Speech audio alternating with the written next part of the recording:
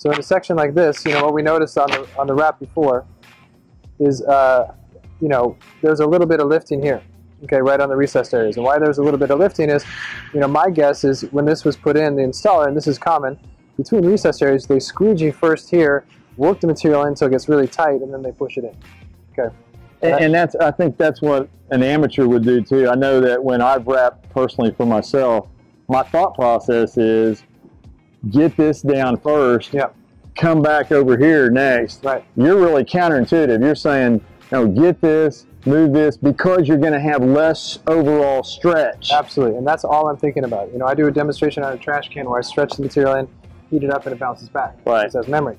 So for me, the closer I get it to this edge before I try to put it in, the more bounce it has. So like right now, this section here, okay, instead of me doing anything, watch. We're doing this first. Well, I'm just going to kind of lightly get it on top. Right.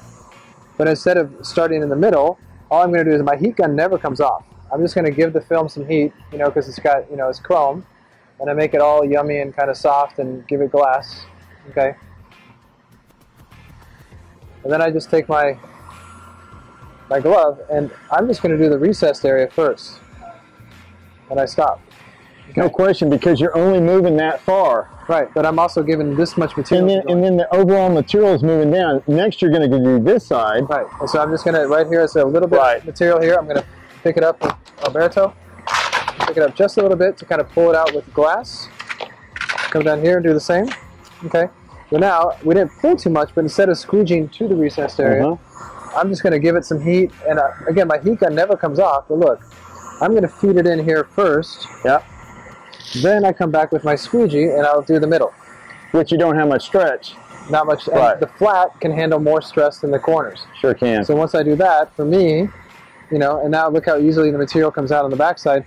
For me, these are never going to fail because I'm giving it as much space to go in as possible. I'm still going to post heat, you know, but it's one of those things where for me, that's what I always learned to do is even like if I was doing a big sprinter and the recessed area goes from here and digs in, I bridge the material all the way from top to bottom, give it heat, I do the corner, then I do the flat, and then my failures go down to almost zero, if not just straight zero. It's cool awesome, stuff. Justin. Radical.